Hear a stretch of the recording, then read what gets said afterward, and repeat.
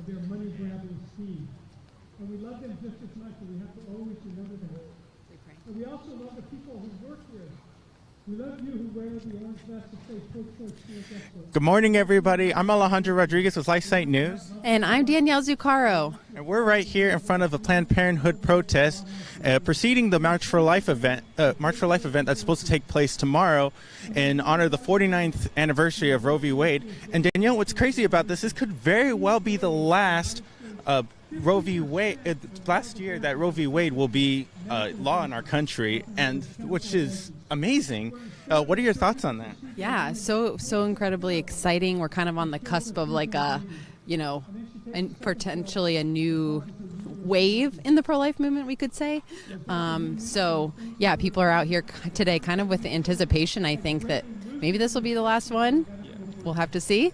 So yeah, but even if Roe v. Wade is overturned this year, our work is not done yet. We still have to continue sidewalk counseling, still consulting with women, because even though abortion is not federally funded after Roe v. Wade is overturned, it's still taken back to the state level, and the states still have the power to give funding to these abortion mills like Planned Parenthood. So, I mean, our work isn't done, of course, but it will be a big step towards a major victory for the pro-life movement, and we could very well save so much more lives as a consequence of the overturning of Roe v. Wade.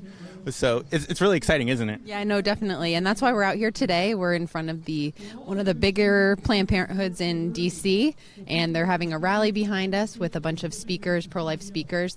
And I'd like to introduce you to our team. For those of you who are watching, we have quite a number of us LifeSite folks out here today. So we have Alejandro and myself. We also have our newest member, Anne Marie. Oh, it's great to be here. This is the first. I've always wanted to do the march. I live quite a ways away, but a lot of people here are from all far corners of the country, so it's so exciting to see.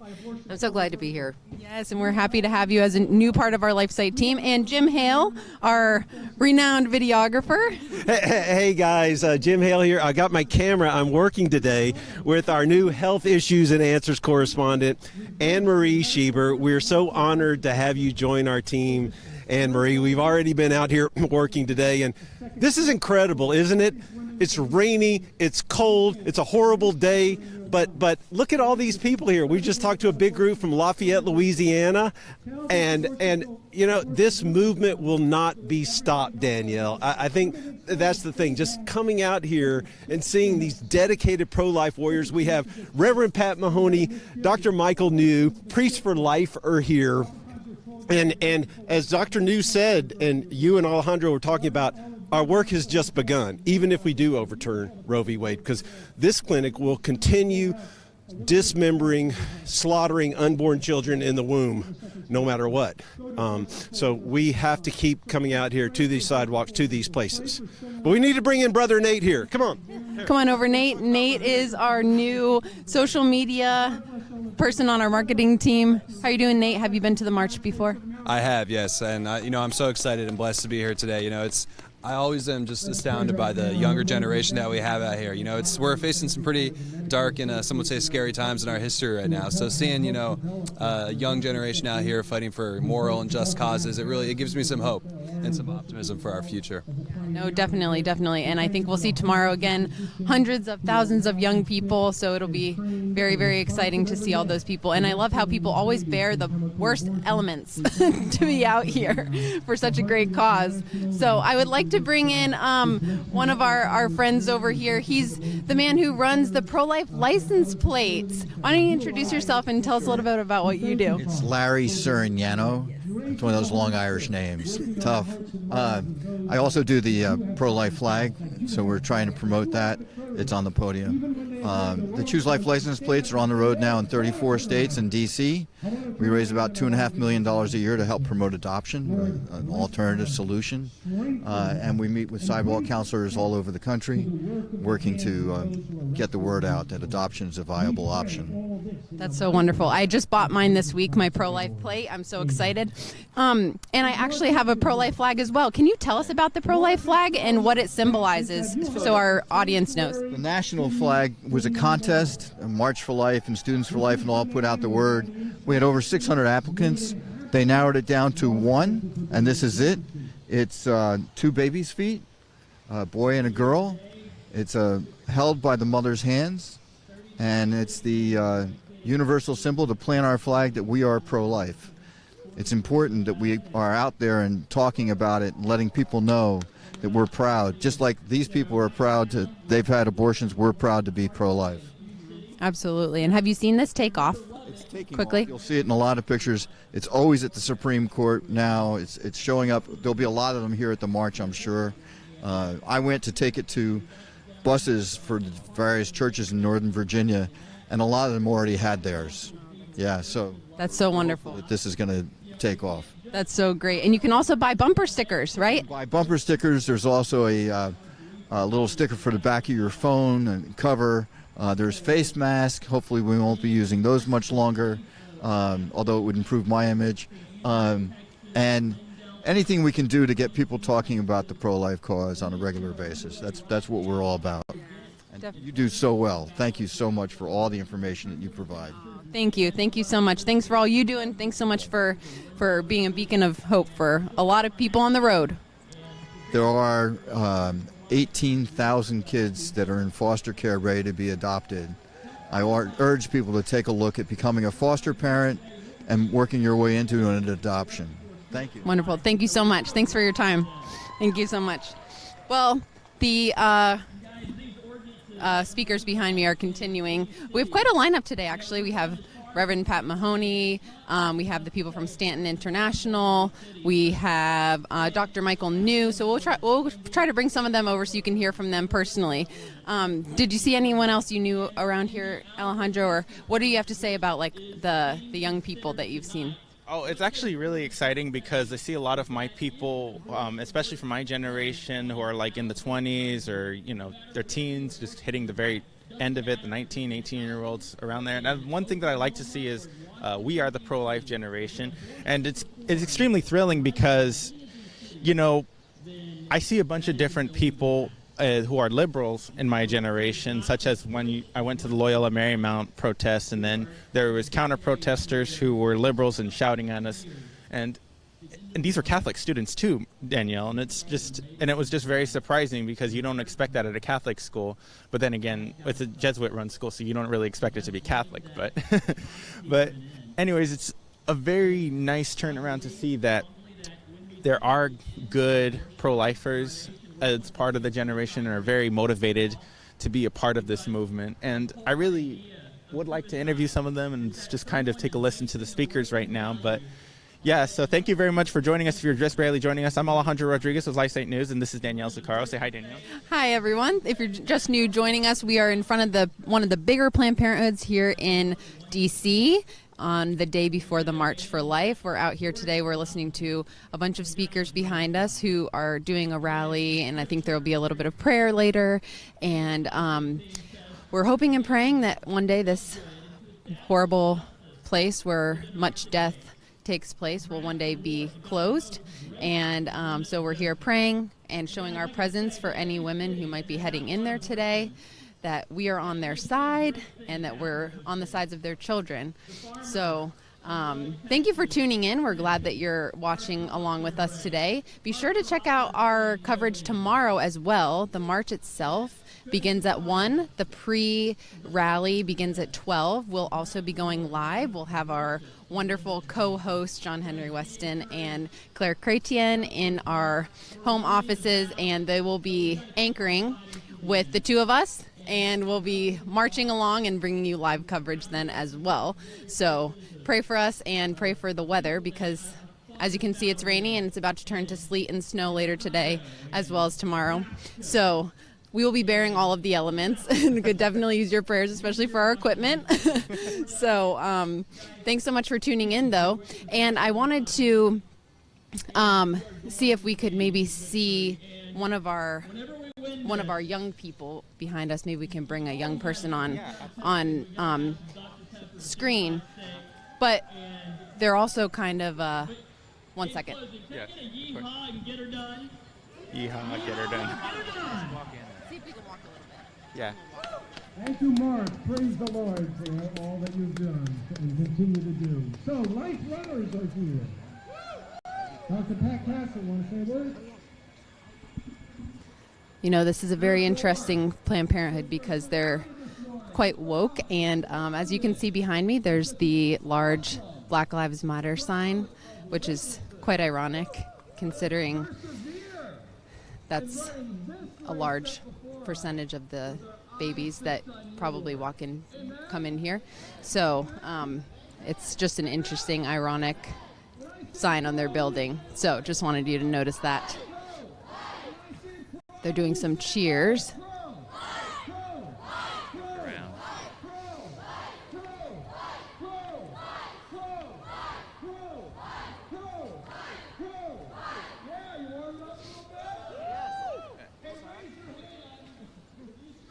We're on live TV. Would either of you guys like to speak? Sure. Yeah. All right. We are from LifeSite News, Wonderful. and we are just doing a live stream for our audience. Why don't you tell us your name and where you're from? Definitely. My name is Jalem DeRusso, and I'm from Omaha, Nebraska. Wonderful. Did you come out here just for this? For this, but I also am on staff at Students for Life of America, so I'm the Midwest Regional Coordinator. So we're all here and prepped for the march and for our Pro-Life Summit on Saturday. Wonderful, wonderful. What have you seen working with students? I'm very familiar with your work. What have you seen in terms of the response in the Midwest on campuses? Definitely. It's kind of shocking because a lot of our public schools in the Midwest, despite the very conservative states we are in, a lot of students tend to be more pro-choice, especially at those public school campuses. But I definitely think that there's a real passion for the pro-life movement, especially with the Dobbs case coming out in June. I mean, it's been wonderful to see, and I think that a lot of students are really understanding the reality of what we're about to face, right? The end of potentially Roe v. Wade, right? What we've been talking about for years, what we've been prepping for years, but it's, coming to fruition. And a lot of our groups, I mean, it's been really different because our groups have had to mobilize in ways that they've never had to before. And I think it's really kind of changed the outlook, but I think it's been very good. And I think we're going to continue to see pro-lifers stand up for their beliefs and really come into the movement and have like a heart and passion for just saving as many lives as possible.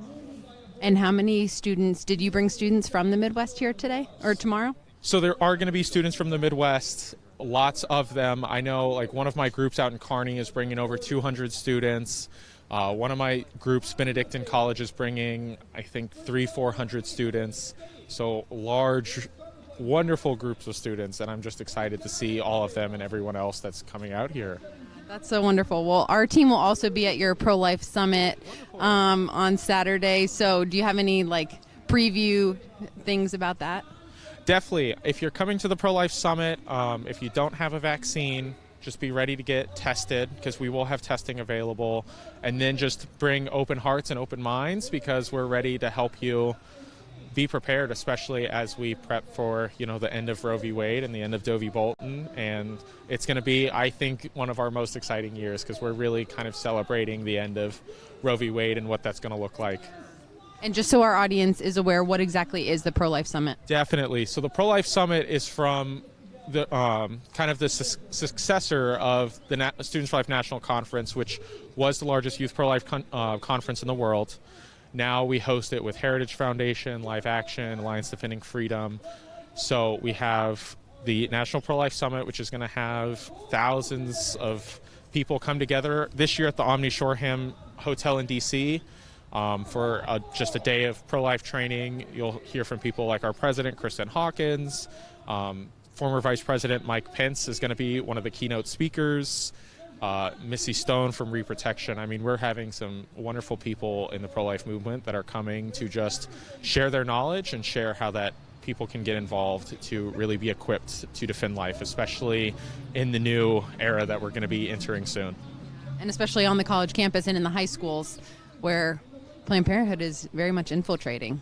Exactly. I mean, and that's why Students for Life, we do what we do. I mean, middle school on up all the way up through medical school and young professionals. It's right. This movement's not just for, one group of people. We all really have to be equipped and ready to stand for our beliefs, and that's one reason that we do what we do, and that's one reason we love working with all of the wonderful organizations we get to work with, because it really does make a difference on those college campuses, especially where it's ground zero, where Planned Parenthood is every day trying to share, what the abortion lobby does, right? Sell abortions and use women for profit. So by being able to get in there and share, what natural law principles tell us, and the fact that science backs up the fact that life begins at conception, and that, our founding in natural law and then just moral and philosophical beliefs really should support this pro-life position. So being able to do that every day is absolutely wonderful, and I couldn't ask for anything more. Wonderful. Well, thanks so much for speaking with our audience, and it was very nice to meet you, and best of luck for the summit coming up and your continued work on campuses in the Midwest. Thank you. Thanks so much. Well, Alejandro, so anyway, I just wanted to mention quickly, as he was saying about the, the infiltration of Planned Parenthood, we recently actually there's a Life Funder up on our page. Lifefunder.com is our crowdfunding platform at LifeSite News. And we actually just did a video with a woman who created an app which is supposed to counter the Planned Parenthood app. The Planned Parenthood app is called, what is it? It's called Rue. Rue, the Rue app, that's right. So they get this app into children's hands, because everyone has devices now.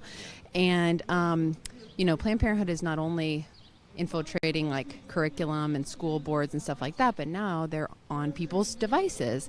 So children as young as like 8 or 9 or 10 are learning sex education from an app called the Rue app, and Planned Parenthood runs it. And it's actually it's a robot on the other. So basically, what happens is children can ask a question, if they're questioning things regarding sexuality or whatever. They ask their questions to this app, and on the other side of the app is a robot actually who's answering back the questions, but it's all put out and funded by Planned Parenthood. So it's quite dangerous, and parents really need to be aware. So this woman in Florida created, or is in the process of creating, an alternative app, which the name escapes me. Thank you. He's my sidekick. My Mentor is what it's called. So check out our Life Funder, where we actually have a video with Tim Jackson, our LifeSite staffer, and he's interviewing the woman who created this app, which is supposed to counter or be, the counter to the Rue app that Planned Parenthood puts out. So the My Mentor app is an app where real people are on the other side, and if people have questions about these different things, there's actually someone, or if they're considering an abortion, there's actually a person on the other side who can give them tangible resources in their area, counseling if they need it. They've noticed that the people on the Rue app actually have a lot of like mental illnesses, or there might be children who are like suicide inclined perhaps. So the people on the My Mentor app is supposed to try to be a live person and a real resource for children, and a safe resource. That's the thing. I think a lot of the things that we realize is that Planned Parenthood really is, they try to be all good and safe and pure. But in the end, really they are a huge threat to our children, and they're infiltrating the schools and the curriculum at younger and younger years. And really, Danielle, if you don't mind, yeah, I was just going to say, because we were talking about it last night with our health correspondent, Anne-Marie Schreiber. We were talking about the My Mentor app and the necessity for sidewalk counseling, because a lot of the women who go to get abortions are usually minors in high school, or just 17 or 18-year-olds where you're barely an adult and you kind of don't really understand the world yet, and you're too immature to have sex at that time. But that's what Planned Parenthood feeds off of. They feed off of sexual immaturity. They feed off of the vulnerability of minors and 18-year-olds who are not really certain of themselves yet, and they tell them it's okay to want to have sex, it's okay to have sexual intercourse at an early age. It's okay to do all of that, and you shouldn't be ashamed of that. But the thing is that they don't really care about the well-being of a child. They don't care about 18-year-olds. All they care about is that they make money, and all they care about is that they take these children out of these women's bodies and they sell them for profit. I mean, that's awful, isn't it? Yeah, no, definitely. So this is a fantastic app, the My Mentor app. The woman is Christian. I mean, I'm sure that it's totally a Christian operation.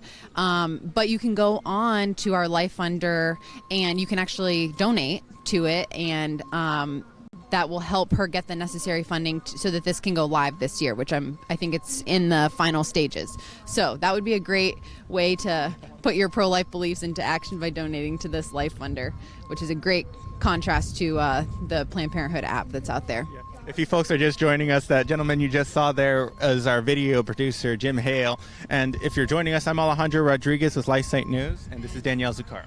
And I'm Danielle Zuccaro, and we're here in front of the Planned Parenthood in Washington, D.C. We're having a rally and prayer vigil in objection to this Planned Parenthood, which is killing our precious babies for profit. So we're out here today to make a stand on the day before the March for Life, and it is chilly and rainy, and it's about to snow, but we are bearing it, and it's a good day. Yeah, I mean, look at how many people are here in spite of the cold. I mean, there has to be like at least 100 people who are here already, and and it's like 30 degrees. So I'm from California, folks. I'm the West Coast correspondent, and imagine me out here in DC and coming from like 60-degree weather, which is what we consider cold, and us being out here in 30 degrees, we're ready to become icicles. But nothing to worry about. We're out here, and we're here with the warmth of God and the warmth of the Holy Spirit. So continue supporting us through give.lifesitenews.com. Did you, Danielle? You're the donor giving coordinator, or Sustain Life coordinator, I should say. So tell us a little bit more about where the donations go. Yeah, that's a great question. So your donations truly do enable us to be out here, and to have now over 60 staff around the world. And truly around the world. We actually just did the stats. We're in 9 different countries, and I believe it's 5 different continents, which is pretty amazing and outstanding. We've grown rapidly. I've been here 3.5 years, and we've grown, I'd say, almost double since that amount of time. So it's incredible.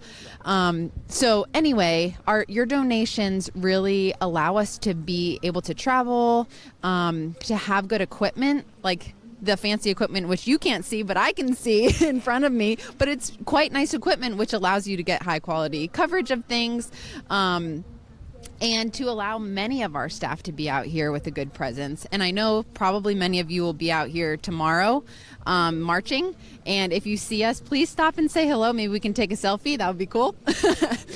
And but we'll be spread out throughout the march. So that's what the great part about having many of us here is that we can be kind of throughout the march, and we'll have 2 teams of people actually bringing live coverage. So that'll be great. And then you'll see John Henry at the home studio and in Canada, and Claire Chrétien in the U.S., and she'll be our lead anchor for the U.S. tomorrow. Yeah. So, yeah, but the donations really are a fantastic support of our work, our pro-life mission, bringing you up-to-date and important news. I oversee the Sustain Life program, which is our monthly giving program. Our monthly givers really allow us to do, month in and month out, all the different work that we do, and to look ahead to the future with confidence. So monthly giving is critically important, and we really, really are grateful for all of our sustainers who are our monthly givers. So, but we're very grateful. Yeah. Talk about the sustainer segment that you do with John Henry every Friday. Yeah. So the Sustain Life program has a few perks that if you join as a monthly donor, you get some perks of the program, including you get a lot of behind-the-scenes access to our team and to our news coverage. You sometimes get breaking news ahead of people, like the day before it breaks. And then we just released a new Sustainer segment, which some of you may have seen, which is a show that I do on Fridays with John Henry. And he answers questions from our sustainers, our monthly donors. So if you'd like to submit a question to him, you can become a sustainer at give.lifesitenews.com/sustainlife. and that will give you access to submitting your questions. We always welcome your questions, and we do that bi-weekly. So be sure to send us your questions, and I will ask John Henry for you on the show. That's really exciting because we didn't have that before when our family became donors, Danielle. But, now that we kind of interact with John Henry on a regular basis, it's like, oh, well, we don't need to ask him any questions. We could just send him a message, and then he'll be able.